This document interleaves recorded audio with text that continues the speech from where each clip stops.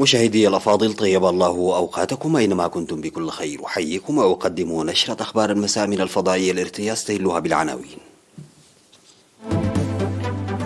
جمعية المتبرعين بالدم تعقد ورشة عمل.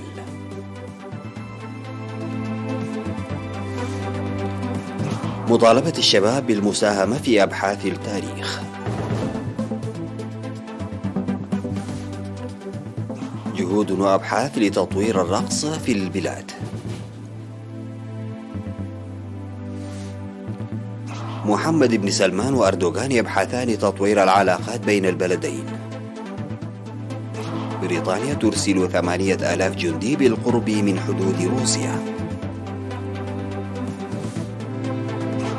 موجة حر خانقة تضرب الهند وباكستان.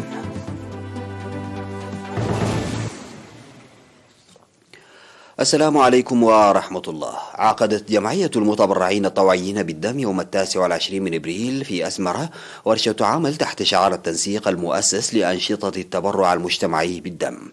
وقالت رئيسة الجمعية السيدة ألم برهي في الورشة إن من المهم رفع وعي المجتمع لتوفير طلبات الدم في المستشفيات.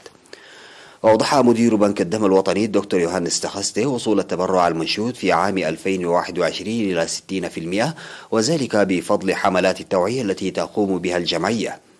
وأوصت الورشة بعد النقاشات التي أجرتها لوضع المؤسسات التبرع السنوي بالدم ضمن برامجها وإنزال تأطير الجمعية إلى مستوى الضواحي ومواصلة أنشطة التوعية لترسيخ ثقافة التبرع الطوعي بالدم وتقوية أنشطة جمعية المتبرعين الطوعيين بالدم.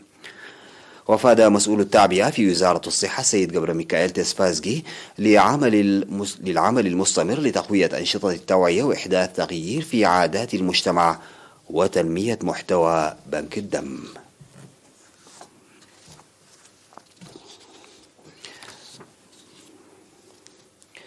دعا الكاتب والباحث في التاريخ السيد ألم سقة التسفاي في السمينار الذي عقده أمس في قاعة الإقليم الأوسط دعا الشباب للقيام بالأبحاث في التاريخ.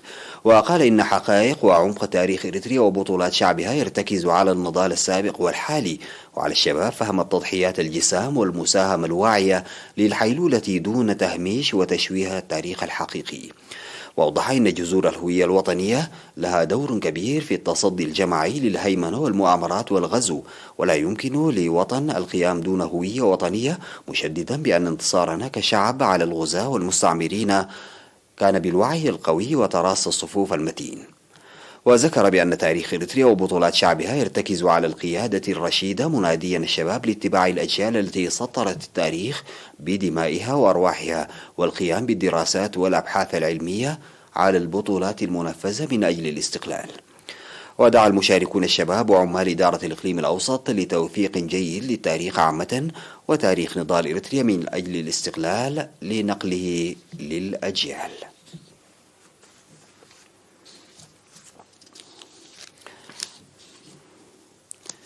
ذكر في مناسبة إحياء اليوم العالمي للرقص الذي يصادف 29 من إبريل العمل لتأطير الرقص في البلاد بالدراسات العلمية. أوضح مفوض الثقافة والرياضة السفير زمد تخلي في الفعاليات المنظمة بالمناسبة في أسمرة إن مهنة الرقص تدرس بمختلف الدرجات في الجامعات الكبيرة في العالم، وإريتريا غنية بالرقص التراثي المتنوع الذي يجب الحفاظ عليه وتطويره. وشرح خبير الرقص الفنان كحساي جبرهوت عمق مهنة الرقص ومضمونها، وقال إن الرقص هو الموسيقى والصور والمحتوى الكتابي الذي يتم التعبير عنه بحركة الجسد، داعيا جميع الراقصين للعمل بقوة لتطوير الرقص الفولكلوري للبلاد. ويتم إحياء اليوم العالمي للرقص بالمنافسات والمهرجانات والعروض الخاصة على مستوى العالم، وتم إحياؤه في البلاد بالرقص التراثي والكلاسيكي والحديث. ويحتفى باليوم العالمي للرقص في إريتريا للمرة الثانية هذا العام.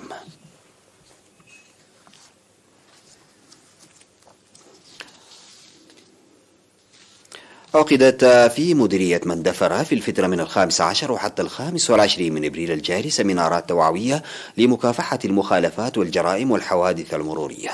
وقدم قائد شرطة مديرية مندفرة الرائد جرماي سجالت في السمينارات التي عقدها لسكان ضواحي عد وكري وبراخ وعد باري وعد منقوتي وطلاب مدارس أوروتا وشاخة والدبسرات وكدو فلاسي قدم توضيحا حول القانون ودور القانون في استقرار وسلام المجتمع ومهام الشرطة وعلاقة الشرطة بالشعب والقانون والشباب والأخلاق والانضباط. وأشار إلى الجرائم المسجلة العام الماضي وإن مرتكبيها تتراوح أعمارهم من 17 إلى 55 سنة، موضحا بأن رفع الوعي ضروري لكشف الجريمة ومكافحتها. ودعا الشعب عامة والطلاب خاصة لمعرفة القانون والابتعاد عن الجريمة والمساهمة في مكافحتها والتعاون مع الشرطة. وطالب المشاركون في السمينار لتخصيص شرطي مرور في محيط المدارس والاهتمام بالدراجات وعربات الدفع ذات الإطارات الثلاث التي ليس لها لوحات.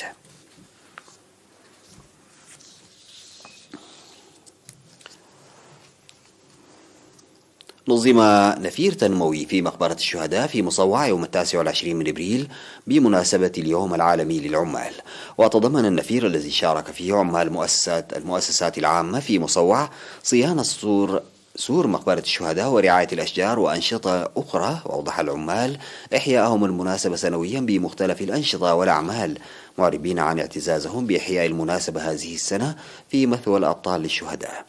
وقال مسؤول الكونفدرالية الوطنية للعمال في إقليم شمال البحر الأحمر السيد هبت مريم تسفا ميكائيل اتخاذ مبادرات مشجعة لتأطير جميع العمال في الكونفدرالية. ويتم إحياء الأول من مايو اليوم العالمي للعمال للمرة 132 على المستوى العالمي وللمرة 31 على مستوى البلاد.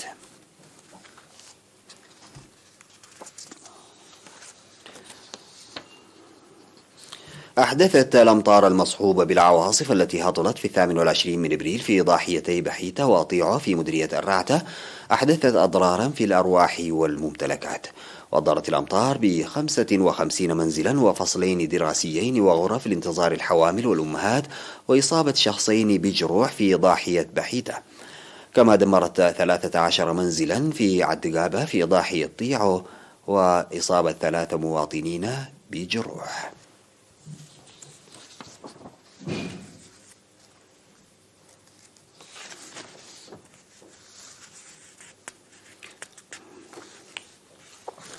بعد الفاصل سيداتي وسادتي أعود بالأخبار الخارجية.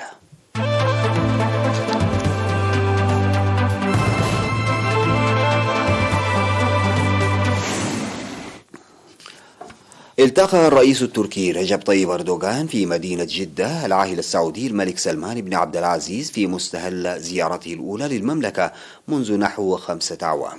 وجرى خلال الاجتماع بين إردوغان وولي العهد السعودي الأمير محمد بن سلمان استعراض العلاقات السعودية التركية وفرص تطويرها في مختلف المجالات، بالإضافة إلى بحث مستجدات الأوضاع الإقليمية والدولية والجهود المبذولة بشأنها، حسب ما أفادت وكالة واس للأنباء.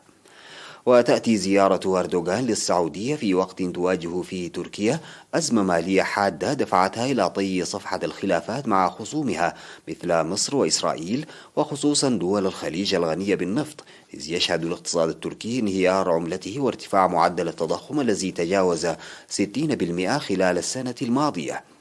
وتأمل تركيا في جذب استثمارات خليجية جديدة وإبرام اتفاقات مالية لدعم عملتها.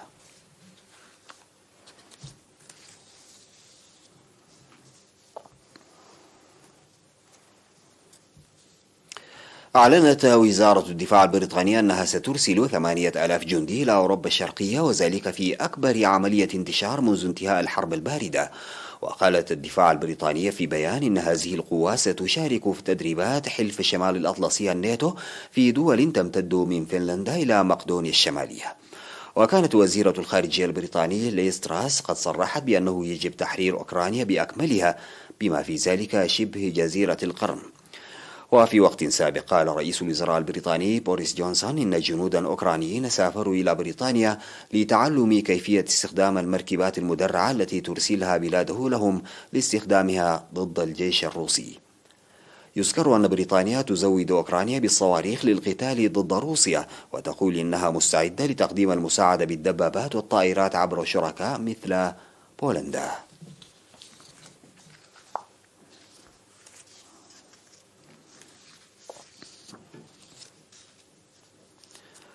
تضرب موجة حر قياسية الهند وباكستان متسببة بانقطاع الكهرباء ونقص المياه عن ملايين من الأشخاص المتوقع أن يواجهوا الغيظ بوتيرة متزايدة في المستقبل وفقا لخبراء التغير المناخي. واقتربت درجة الحرارة في نيودلهي من 46 درجة مئوية، ويتوقع أن تستمر هذه الموجة الحارة الشديدة 5 أيام أخرى في شمال غربي ووسط الهند وحتى نهاية الأسبوع في الشرق وفقا لهيئة الأرصاد الجوية الهندية. ولجأت مناطق في ولايات راجستان وجوجارات وأندرا براديش إلى تقنين الكهرباء في المصانع لخفض الاستهلاك بسبب نقص الفحم. وأبلغت عدة مناطق في الدولة التي يبلغ عدد سكانها 1.4 مليار نسمة عن انخفاض في إمدادات المياه سيزداد سوءا حتى هطول الأمطار الموسمية السنوية في يونيو ويوليو القادمين.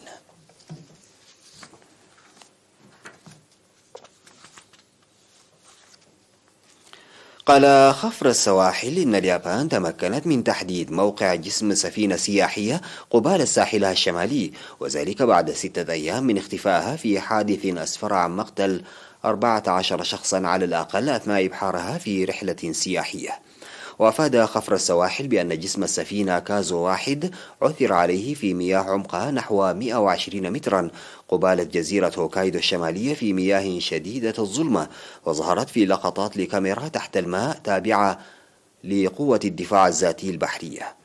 وفقدت السفينة بعد عدة ساعات من مغادرتها في جولة حول شبه الجزيرة التي تشتهر بالبيئة الساحلية الوعرة والحياة البرية. وكان على متن القارب 26 شخصا من بينهم طفلان و2 من أفراد الطاقم. وقال مسؤول في خفر السواحل إنه تم العثور على جثث 14، أما الباقون فلا يزالون في عداد المفقودين.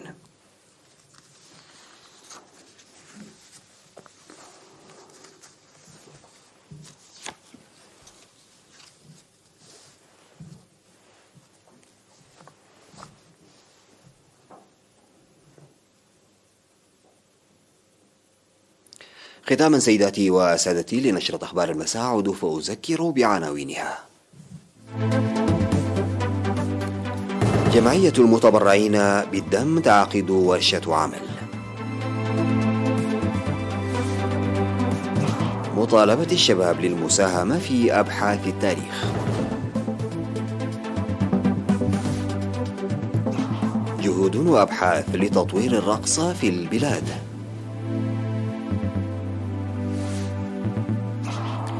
محمد بن سلمان وأردوغان يبحثان تطوير العلاقات بين البلدين. بريطانيا ترسل 8000 جندي بالقرب من حدود روسيا. وموجة حر خانقة تضرب الهند وباكستان. انتهت نشرة أخبار المساء قدمتها لحضراتكم من الفضائية الإريترية. شكرا لمتابعتكم. السلام عليكم ورحمة الله تعالى وبركاته.